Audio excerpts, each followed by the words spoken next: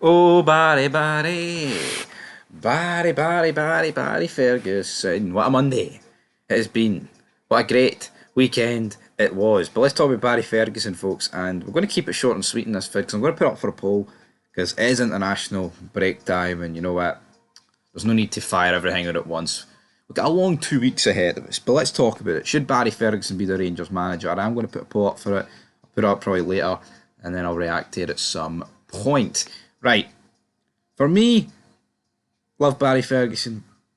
I don't think he should be the permanent manager, and obviously defeating Celtic, going through to the quarterfinals of Europa League, that helps his case. Maybe we'll be sitting here in May with a completely different opinion on that. God knows what's going to happen by May. In terms of Europa League, obviously the league's gone, but Europa League, right? All that stuff. But for me, the problem is, I think the dilemma that the Rangers board have got is, say Barry sees the end of the season, it does really well, right? In Europe, continues us even further. And then we get to the end of the season.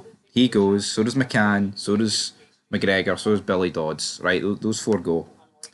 And then what happens, right? If we bring in, and he wins the other old firm as well, so say he beats Celtic at Ibrox. So say all that happens, right? And then we get to start of next season, right? And we get the new manager in.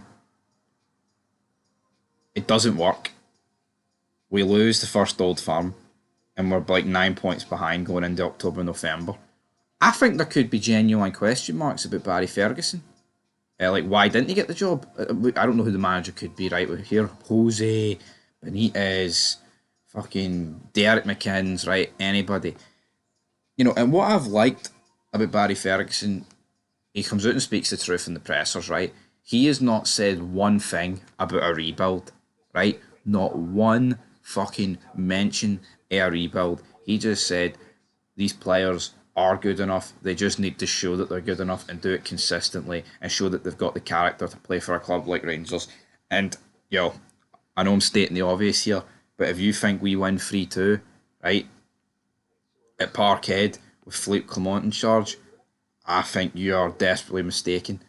I know we did beat them 3-0 at Ibrox, right, at the start of January, but I'm telling you, if Philippe Clement is in charge of this Rangers team going at the Parkhead in that game, I just don't think we win. And the formation obviously played a part, right? It really did. Like, I was watching them breaking it down on Sports Scene. That did a really good job. I suggest people watch that. But even if we went 2-0 up under Clement, if they brought it back to 2 each under Clement, I feel like the only fucking thing that would have happened is that they would have won 3-2 and no us. And I think Barry Ferguson, and yeah, he was a shit manager at Clyde and Kelty Hearts. He'll know that. Everyone knows that, right? Didn't do particularly great, did he? But maybe Neil McCann, McGregor, and Billy Dodds, they're working wonders. And I know there's the memes for chewing the fat, right? When they're on the touchline, it looks like they're just repeating the same shite over and over again. But maybe those guys with Barry is a great combination. We hear Neil McCann on Sports Scene prior to this job, like how good he is, like, discussing play and tactics and things like that. It wouldn't surprise me if he's actually bringing that to Rangers. So we've got to do better. Yeah, Barry Ferguson's the manager, but to me, it definitely seems more of a case it is like a mixture of the four of them, especially with Neil McCann. He seems to definitely be like the most focal at the other three.